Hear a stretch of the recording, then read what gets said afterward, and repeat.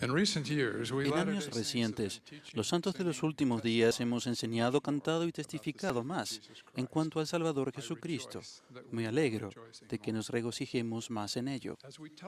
Al hablar más de Cristo, la doctrina total del Evangelio saldrá de la oscuridad.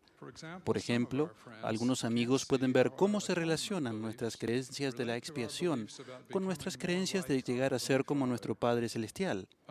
Otros, equivocadamente, piensan que nuestra Iglesia se dirige hacia la relación que existe entre la gracia y las obras, basada en las enseñanzas de las religiones protestantes. Esos malentendidos me instan a tratar la singular doctrina de la expiación recibida por medio de la restauración. El Señor restauró su Evangelio por José Smith porque había ocurrido una apostasía. Desde el siglo V, la cristiandad enseñaba que la caída de Adán y Eva fue un trágico error y daba a creer que nuestra naturaleza es esencialmente maligna. Eso es erróneo, no solo lo de la caída y de la naturaleza humana, sino también lo del propósito mismo de la vida. La caída no era un desastre, no fue error ni accidente, sino una parte deliberada del plan de salvación.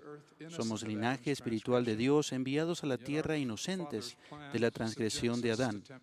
Pero el plan del Padre nos hace propensos a la tentación y al sufrimiento como el precio a pagar para comprender el gozo verdadero.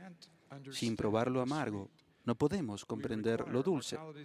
Se precisa la disciplina y el refinamiento de la vida terrenal como el próximo paso en nuestro perfeccionamiento para ser como nuestro Padre.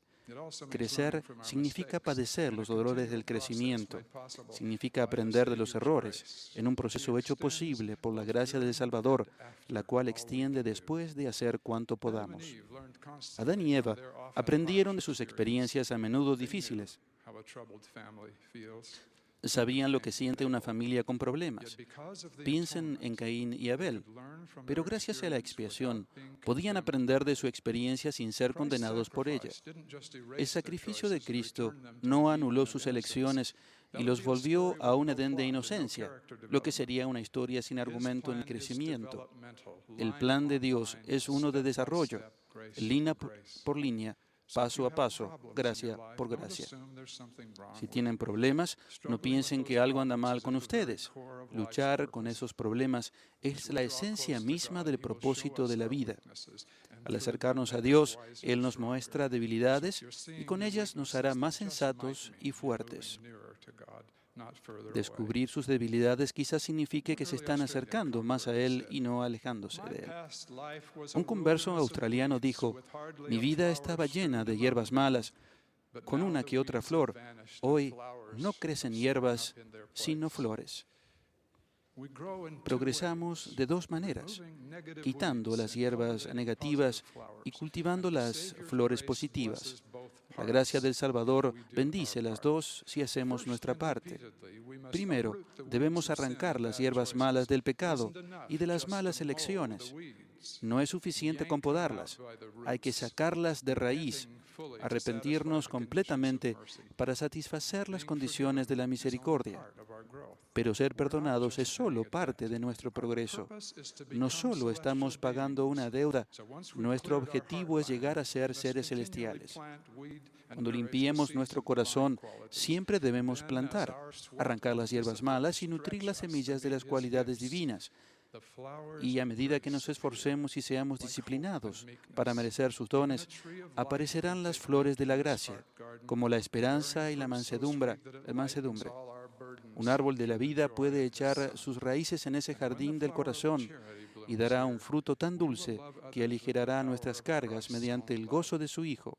Y cuando florezca allí la caridad, amaremos a los demás con el poder del propio amor de Cristo. Necesitamos la gracia para librarnos de las hierbas del pecado y para que crezcan las flores divinas.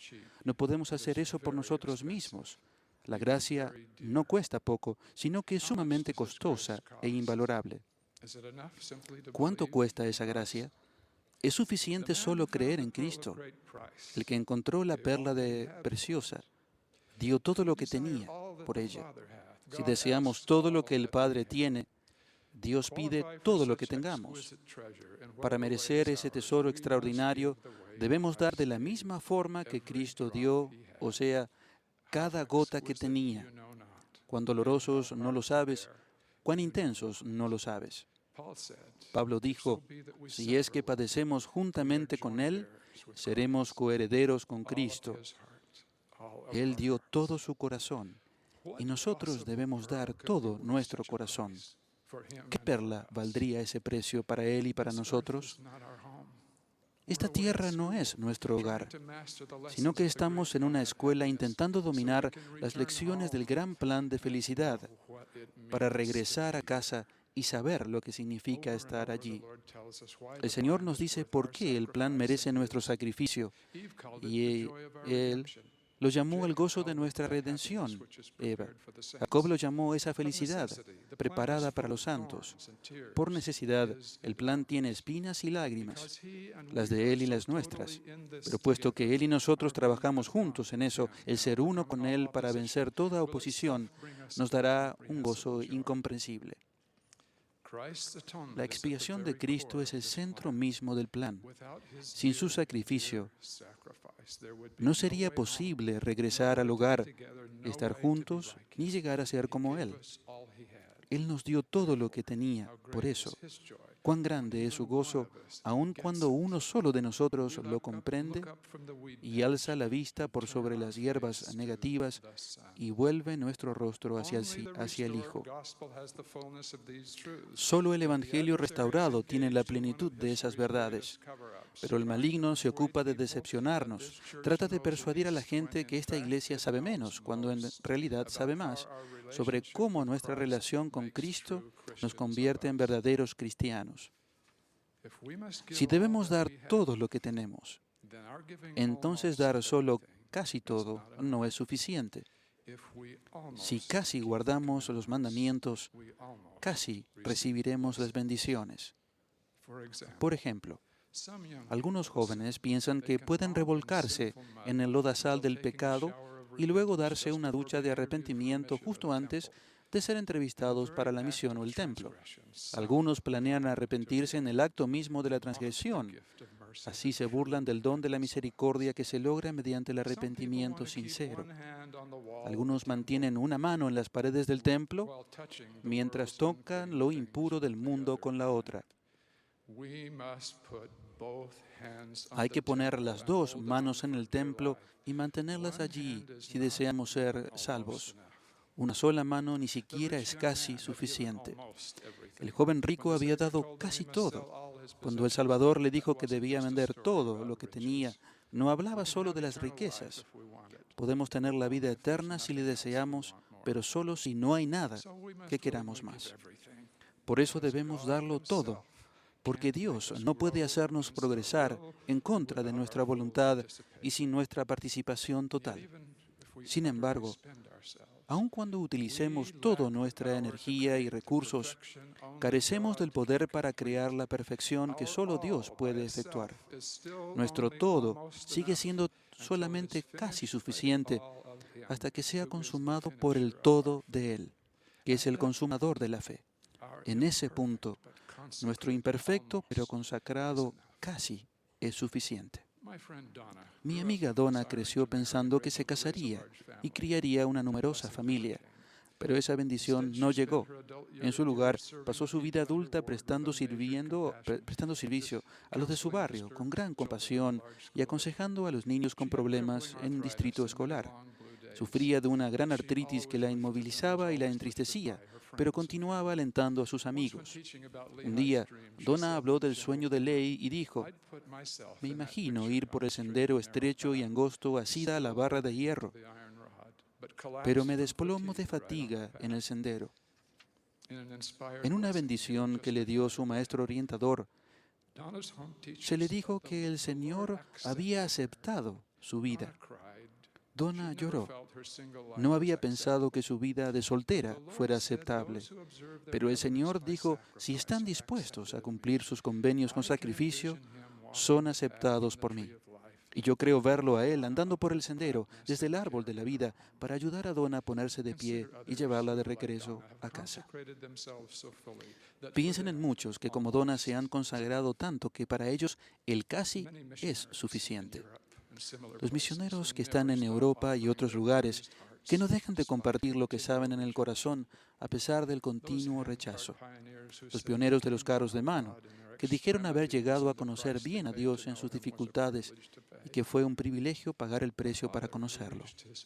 Aquel padre que hizo todo lo posible, pero que no pudo influir en las decisiones de su hija, y lo único que pudo hacer fue allegarse al Señor y suplicar como alma por esa hija.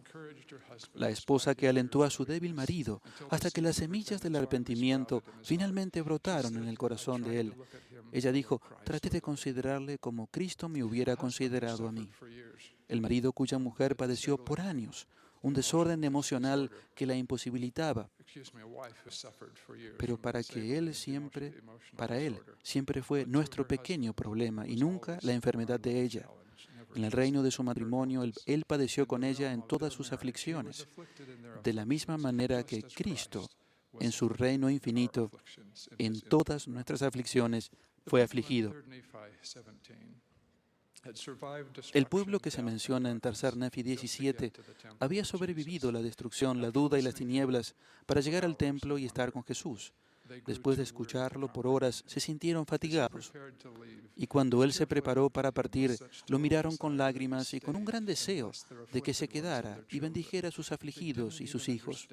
No le comprendían, pero deseaban estar con él más que ninguna otra cosa. Y él se quedó. El casi de ellos fue suficiente. Casi es suficiente, en especial cuando nuestros sacrificios hacen eco de alguna forma de sacrificio del Salvador, sin importar lo imperfectos que seamos. No podemos sentir la caridad, el amor de Cristo por los demás, sin experimentar por lo menos su sufrimiento por ellos, porque el amor y el sufrimiento son dos partes de una misma realidad. Cuando nos aflijan las aflicciones de los demás, podremos unirnos a la participación de sus padecimientos lo suficiente para ser coherederos con Él. Que no nos asombremos al descubrir, paradójicamente, cuán alto es el precio que debemos pagar para recibir lo que finalmente es una dádiva de Él.